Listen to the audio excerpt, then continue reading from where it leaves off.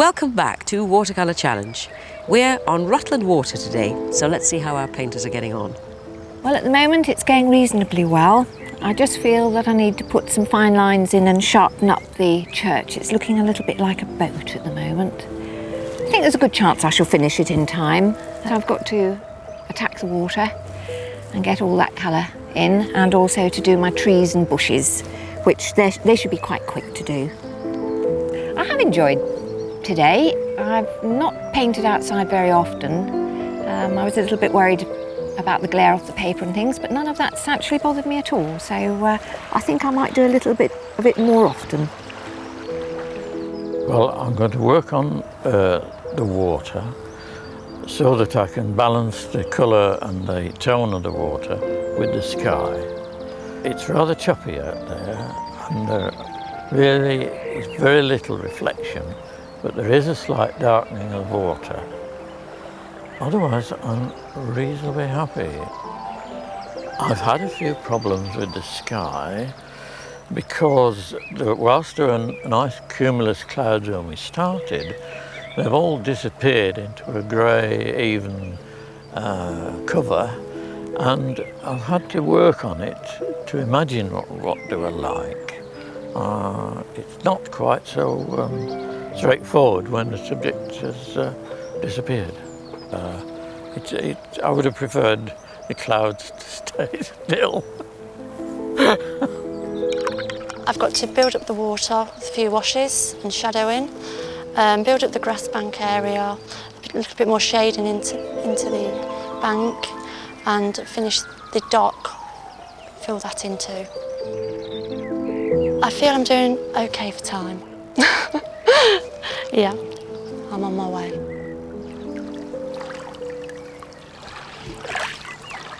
Well, as you can see, Danny's all set up for that very important part of the programme, the painting tip of the day. What you got for us today, Danny? What have I got? I've got a very difficult demonstration, but that's the way to work. The challenge of watercolour again. Right. This is going direct onto clean white paper, no wetting in to start with. I'm actually going to demonstrate how to link the sky patterns into the water ripples to give movement into this view.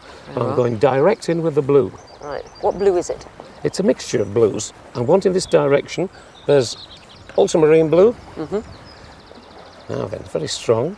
And what are the other ones? I've got a touch of lamp black, which is hardly a blue, but lamp black. Lamp black. It just dulls off the blue, stops it being too electric.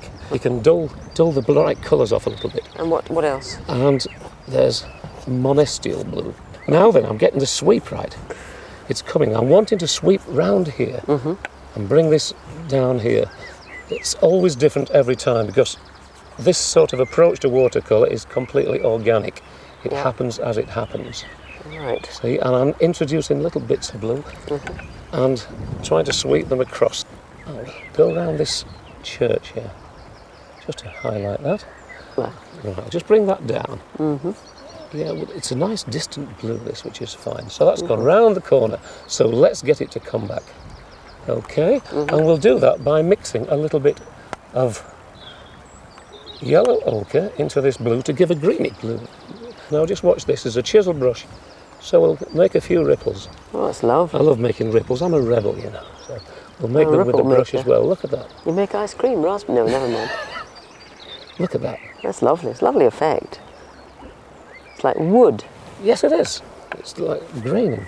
See, that gives you the line of the curvature. Yes. Now then, a little job to finish off with. I want to get you doing something. What, painting? Right, no, pick up your tissue. Dip that anywhere you want and rub it. What, in the water, That'll like? do. Yes, right. Not too much, give it a bit of a squeeze. That's it, right. Now rub the top half there. What, rub down that Not blue the bottom, bit? no, That the top half, the top. that top That's half, it, you fool. That's it, against the thing. Again? That's it. Look at that, we have. Oh, so, We have a so sailboat. wonderful, that's just wonderful. And we can dance with a brush doing ripples, like that. And we have a little reflection just to dry the blush off. Thick it down. That's lovely. Sailing in the moonlight. Yes. We've done our first painting I together. know, what shall we call it, sailing in the moonlight? Well, how much will how we get for romantic. it? We can talk about the price later. Thank you, I'm glad Danny. I've got you painting at last. Rutland was an independent county from the 12th century until the controversial reordering of England's boundaries in 1974, when Rutland became part of Leicestershire. The horror that was invoked in native Rutlanders at the swallowing up of their tiny county is expressed in this poem called Rutland by the poet Mike Reed. Return to us, our stone-built Rutland, 17 down, the same across, for now we stand knee-deep on upland barleyed wold and mourn our loss. Surrender every golden summer, every sleepy afternoon. Dispatch this instant news with runner, all will be delivered soon.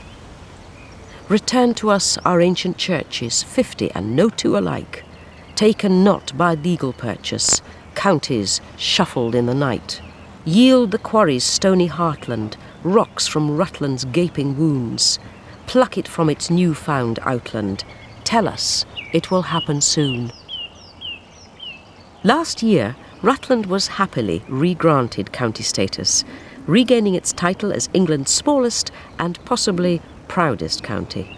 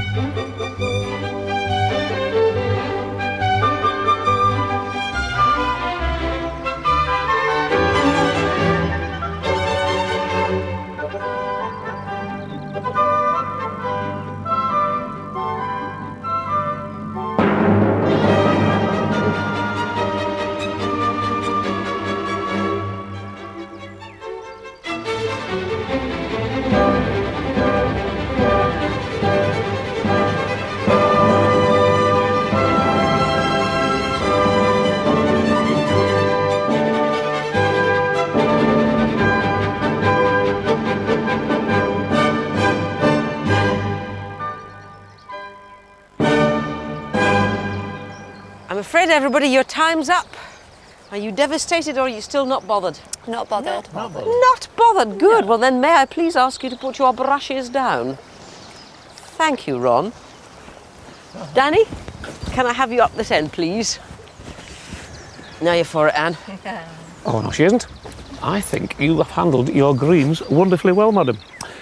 Especially the ones in the distance. You've got that blue tinge there, of that overwash, which gives a sense of receding.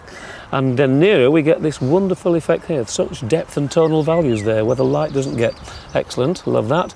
Also, you've actually introduced the colour of the sandstone into the sky, with your sky. Also, a subtle reflection in the water, giving a halo effect. I like that. Lovely reflection, that. And the grasses on the foreground, that dry brush technique looks very well. Well done. Thank you. Ronaldo. I was worried about you early on, and your sky.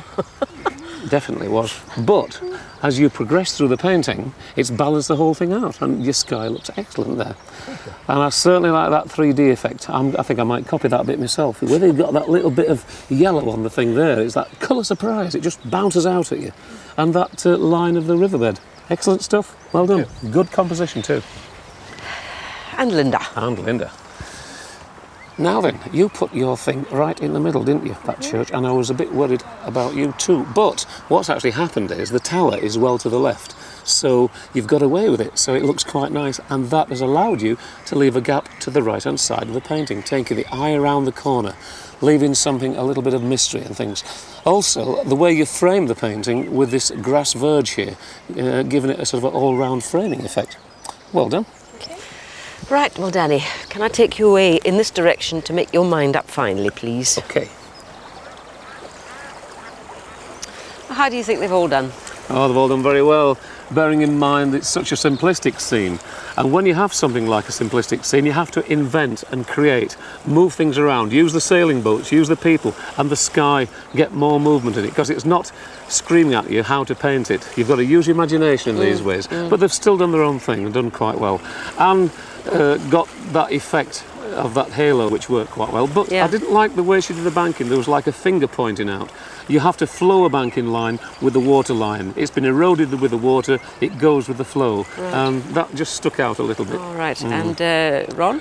I thought his composition was best, no question about it. He did Really? the right composition, so whatever we would do with that painting would look right. But I think he overworks a little bit. That's his style. He likes to go on and overwork a little bit. Yeah. But he had the best composition, no question about that. And finally, Linda. Linda, the brave lady who hasn't been Yes, painted long, I think yes. she did so well. She handled the medium very well. The best sky, no question about that. Right from Definitely the best start, sky. actually. Oh, Yeah. and she used that line, but she obviously doesn't have the same experience to mix the greens. No. The inexperience shows, and the water, she's not confident with water, and that shows. But they've all done very well. Yeah. Great. Well, can you come this way and finally decide who's done the best painting, please? Still thinking about it. We have these 3 prizes here. Very nice prizes. So would you like to know who's won? Or are you not bothered? Well, Danny's got the answer. Who's won? Always the worst part of the day for me. But however, there has to be a winner. And today's winner is, because of the way they've handled the colour, their knowledge of colour and their application to the watercolour itself. It's Anne.